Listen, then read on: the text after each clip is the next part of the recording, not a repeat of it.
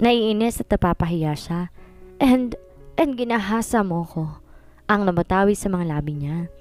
Amused na tumaas sa mga kiling ng binata. Raped you? Gayong sinabi mo sa akin mula ulo hanggang paa. Sinamantala mong nasa ilalim ako ng espiritu ng alak.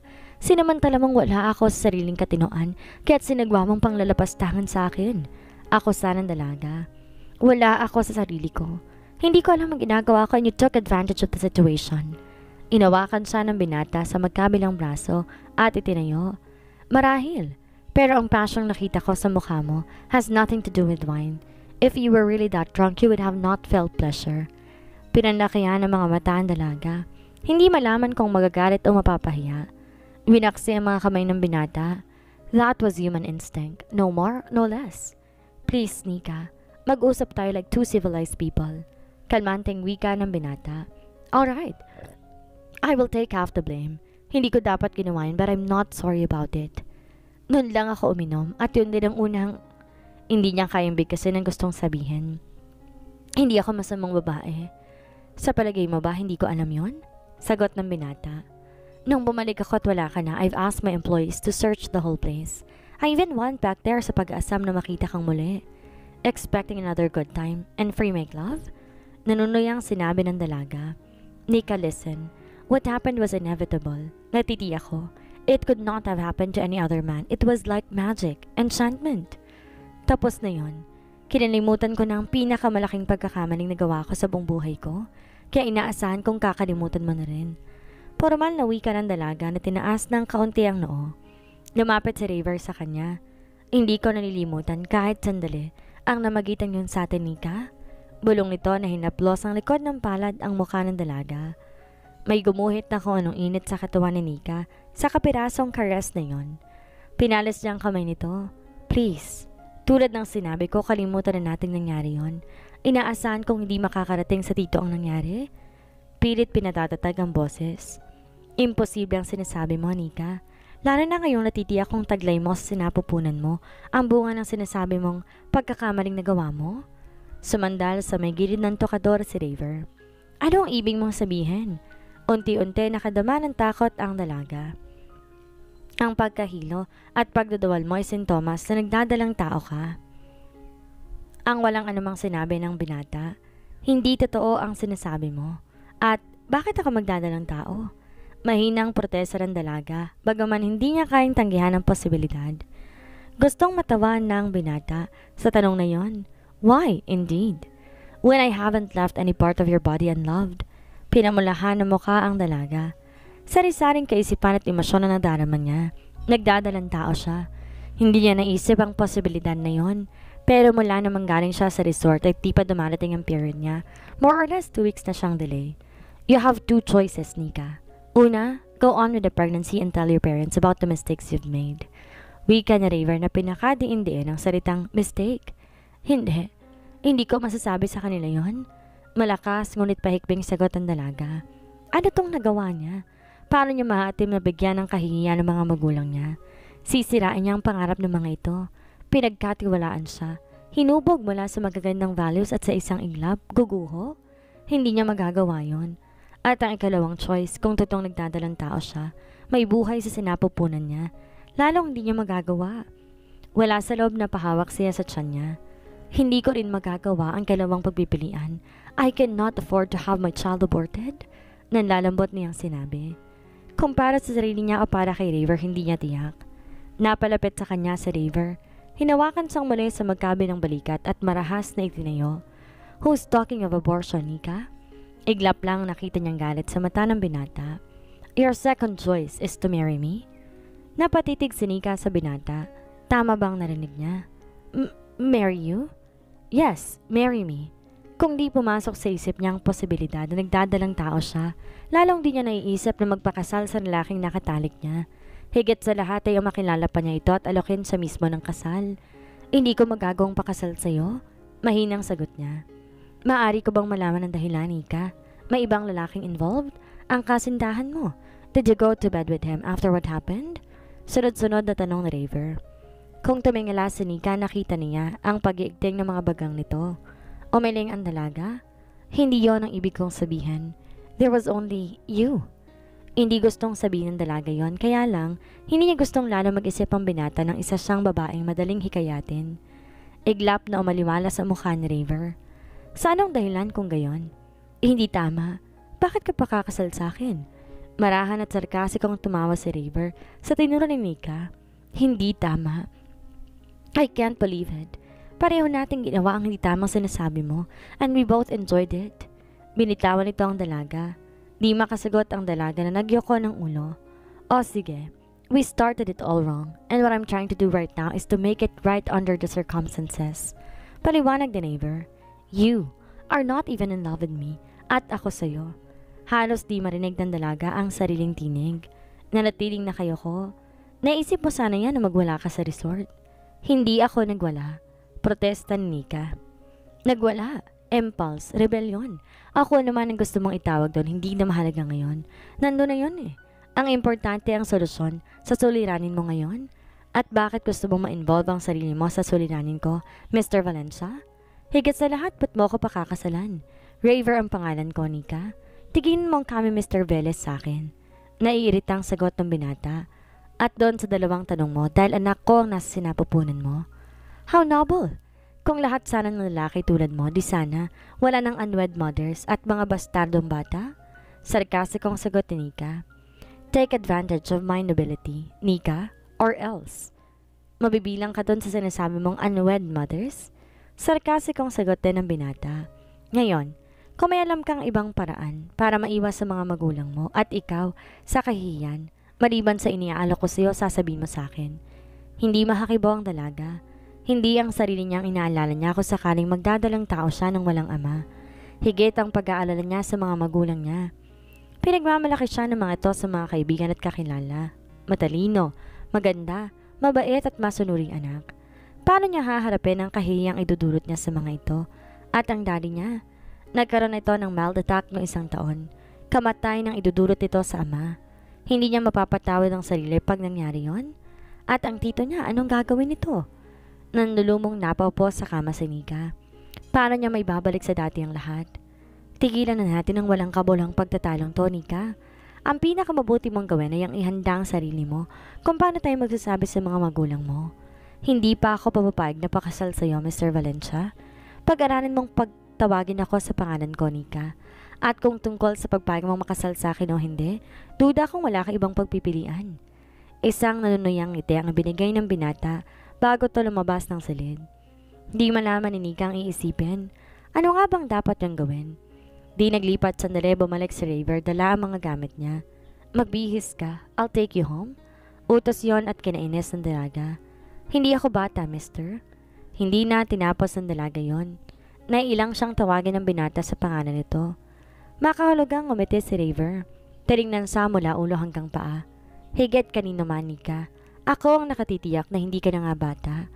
Hindi gustong patulan ng dalaga ang tinutukoy ng binata. May sarili akong sasakyan. Pilit pa rin niya. Nasa pinto na sa Raver nang sumagot. Bahalang driver ko doon at muling lumabas ng silid para makapagbihis si Nika.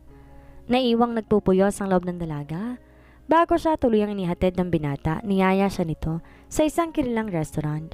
Sa kabila ng pagtangga niya, si Raver din ang nasunod. Masarap ang steak nila dito. Suggestion, Raver. Di man aminin ng dalaga, talagang gutom siya. Mag-aalas 3 na ng hapon at kape lamang ang laman ng tiyan niya. T-bone, medium rare, and fresh orange juice. Sa waiter nakatingin si Nika. Yun na rin ang in-order ng binata. Habang hinihintay nila ang order, dinalhan na ng waiter ng soup at garlic bread. Hindi mapakali ang dalaga sa mga titig at sulyap ng binata. Sinikap niyang abalahin ang sarili sa pagkaing nasa harap niya. Tell me about yourself. Nothing that would interest you? Magiging interesado ako sa buhay na mapapangasawa ko. Ngiting sagot ng binata. Muntik nang nasamid si Nika sa soup niya. Kinuhang baso ng tubig at uminom. Nagpatuloy sa pagkutsara sa sabaw at hindi kumibo. Tell me about Mike. Ano ang gusto mong malaman? Matabang na sagot ng dalaga. Kung ano talaga ang nangyari sa resort nung araw na yon, I guess I owe him my thanks. Naiinis si Nika sa mga sinasabi ni Raver. Pero ganun pa man naisip niyang magsalita kaysa magtitigan silang dalawa. Pahapyaw nitong sinabi sa binatang nangyari. And the irony of it, I had make love with a total stranger. Pagtatapos niya, Estranghero pa rin ba sa'yo ngayon, Nika? Malambing na tanong na yon. Pangalan mo lang kilala ko. Para sa akin, estranghero ka pa rin. Di agad sumagot si River dahil inilalapag ng waiter ang order nila. I-rephrase ko ang sinabi mo, Nika. You did not have to make love with me. Nagangat na mukha ng dalaga, tila naghihintay na iba pang sasabihin ng binata. Sa pagkakatanda ko, sinabi kong I wanted to make love with you. Nagkibit balikat si Nika. What difference does it make? Paismid niyang tanong. A lot, Monica. A lot. You can have make love with just anyone. Walang emosyong kasama. Pag nasiyahan, tapos na. Hindi ba't ganun nga ang nangyayari? Ani Nika na medyo nanginginig ang boses habang inihiwa ang steak niya. Hindi niya gustong makipag-usap kay River tungkol doon pero nasimulan na. Isa pa ano bang pag-uusapan nila kundi yun nga. Ang sabi ko kanina sa bahay, iba ang nangyayari sa atin.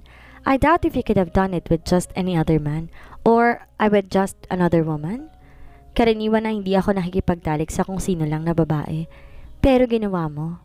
That was an evening of enchantment. You are special. Hindi ko may paliwanag. Something happened between us without considering whatever is yours. Isa pa, hindi ko kailangan ipahanap ka kung mawala ka kinaumagahan. Mahabang paliwanag ng binata. Because he enjoyed using me at gusto mong ulitin. Di malaman ng binata kung mapipika o matatawa. Mahusay kang pumili ng hindi magagandang salita. Dahil pinipilit mong pagandahin sa harap ko ang nangyayari. Pagalit niyang sagot. Ano man ang sabihin mo, nakaharap ako ngayon sa isang malaking pader at wala akong malulusutan kundi ikaw. Hindi ba't magandang solusyon ang iniaalok ko sa'yo? Morally at spiritually? Nagpunas ng bibig ang binata. O sa tingin mo, kasuklam-suklam, ako para sa'yo. Di makasagot si Nika. Nasusuklam ka ba sa akin, Nika? Hindi yon ang ibig kong sabihin. Kaya lang, anong mangyayari sa atin kung pakakasal tayo? Ikaw, nakakulong ka sa isang babaeng hindi mo iniibig at ganun din ako sa'yo. Kung sa mga yakap mo ako makukulong, I won't really mind. Nakangiting tukso ng binata. Tumalim ang mga mata ni Nika sa birong yon sa gitna ng seryosong usapan. Relax, Nika. Kahit kasi anong sabihin ko hindi maganda sa pandinig mo, you refuse to see sense. Tumikim ang binata at nag-alis ng bara ng lalamunan. Kung may babalik ang araw na yon, would you have preferred Mike kesa sa akin? Seryosong tanong ng binata. Hindi nakakibo si Nika. Mas pipiliin nga ba niya si Mike? Hindi pa rin. Tanong sagot niya sa sarili. Narunumbalik sa isipan niya ang paraan ng pakikipagtalik ni River. Hindi sinasadya na patingin siya sa kaharap. Naramdaman ng dalagang nagtayuan ng mga balahibo niya sa katawan pero hindi niya aaminin sa binata iyon. You don't have to answer, honey. Sinasabi ng mukha mong gusto kong marinig. Marahang tumawa ito. Lalong pinamulahan ng mukha si Nika. Nababasa ba ng lalaking tong iniisip niya? Conceited. Kung mauulit ang pangyayari, hindi ko gagawin yon. Paiwas niyang sagot. Ikaw na rin mismong sumagot doon sa tanong mo kanina kung ano ang mangyayari sa pagsasama natin. We can be good partners in bed, darling. Plus the fact na magkakanak ako sa'yo. I'm 33. It's about time na may tatawag sa aking daddy. At sinenyasan nito ang waiter. Pagkatapos magbayad ay lumamas na sila. Inawakan siya ng binata sa siko. Muli, parang napasa ang dalaga. Naisip niyang bawiin ng braso kung di nga lang magmumukha siyang katawa-tawa. Walang kibo, inihatid siya ng binata sa bahay nila. Magtrabaho ka kung kailan mabuti ang pakiramdam mo. Nika, marahil iaabot kay ni Rex sa deadline. Ngayon, tungkol dyan sa kalagayan mo, mas nanaisin kong madalin mo ang pagsasabi sa mga magulang mo bago nila mahalata ang sanhi ng sama ng pakiramdam mo. Or else, you will have a lot of explaining to do. Wika ni River na nasa tapat na sila ng bahay. Walang maisagot ang dalaga doon. Akma niyang bubuksan ang pintuan ng kotse nang marahan siyang kabingin ng binata pabalik. Don't I deserve a little kiss? Sabay dampi ng mga labi nito sa napatangan dalaga. Dampi lang yon, subalit nagdulot ng libo-libo na hindi mapaliwanag na damdamin kay Nika. Ganon na lamang ang pag-aasam niya na sana lumalim pa ang halik na yon. Mabilis siyang bumaba ng sasakyan. Walang lingong pumasok sa bahay. Nasa loob siya na marinig ang ugong ng paalis sa sasakyan. Nanatili siya nakasandal sa pinto. Dinadama ng kanya ang mga labi. Nakita ko yon mula sa bintana. No wonder, Mike is history. Si Joanne. Totoo ba ang sinasabi mo? Di makapaniwalang bulala si Joanne. Bakit ako magsisinungaling? Pasalampak na naupo sa rug si Joanne. Kung ganoon ikaw ang pinakamapalad na babaeng nakilala ko, tita. Ang sabi ni Rick, gwapo at machong raver na yan. Huwag nang isamang financial assets niya. Naguguluhan ako, Joanne. Muna na magsilaki tayo, Nika. We never interfere each other's love affairs. Maliban siyempre sa mga mumunting paalala ko nung tama sa mali. Pero sa pagkakataong to, ipagtutulakan kitang makasal sa kanya bago pa magbagong isip noon. Paliwanag ni Joanne sa kaibigan. Nang di sumagot ang dalaga, nagpatuloy si Joanne. Hindi ba mapalad yung sa dinami-daming tao sa lupa? Ang lalaki na pagbalingan mo sa resort ay nakilala mo at tag-alok pakasalan ka dahil dadalang tao ka? At hindi ba sa tao ha? What I'm worried about, Joanne, ay ang damdaming hindi ko kayang paliwanag tungkol sa kanya. Every time he's near, whenever he touches me, sinasadya man o hindi ang pakiramdam ko, may mga kuryenteng gumagapang sa katawan ko. Nagkakaroon ako ng stomach jitters. Aninika na sinabayan ng buntong hininga. Tumawa na malakas si Joanne. Ngayon alam ko na kung bakit ka nagpaubaya sa lalaking yon. Anong ibig mong sabihin? Hindi ko lang sinasabi sa'yo, dearest, na kahit lasing ka, hindi magagawa ng lalaking yon ang ginawa niya kung hindi mo pinahintulutan. Maliban na lang syempre kung talagang pinilit ka o di kaya sinaktan ka. That man must have aroused a hell out of you. So, isang raver lang pala ang magpapagising sa'yo, not Mike o ang nauna mong naging boyfriend? Natatawang wika ni Joanne. Do you find that funny? Naiiritang tanong ni Nika. Don't be cross, Nika. Isipin mo. Si Mike na boyfriend mo ay ilang buwan ay talik lang gusto at ayaw naman ng kasal. Ang lalaking yun who practically knows nothing about you kung tutuusin. Maliban sa isang one night of enchantment, ayan, pilit kang pinakakasalan. Sweet, parang nobela. Yan nga ang malaking question mark sa akin, Joanne. He could have denied the whole thing, lalo na't heto't magkakaanak ako. I wouldn't remember him anyway. At tumiga sa carpet, yakap ang almohadon. At his age, 33, sika mo? Wala marahil siyang makitang gusto niya mapapangasawa. And you came from a good family, alam niya yon because of Rick. And the fact that you're now bearing his child? Sandaling nag-isip ang dalaga. Tumingin sa kaibigan. Or he could have fallen for you. Napabangon si Nika. Ridiculous. Love doesn't grow in an instant like that. At maaaring ganun ka rin, Nika? Inaanalisa ni Joanne ang kaibigan. Will you be serious, Joanne? Hindi ako nagbibiro. Bakit ka magkakaroon ng jittery feeling sa kanya tulad ng sabi mo? Only love can make you feel like that? Makahulugang tumingin si Nika sa kanya. Ganun ba ang nararamdaman mo pagkaharap mong tito? Nika?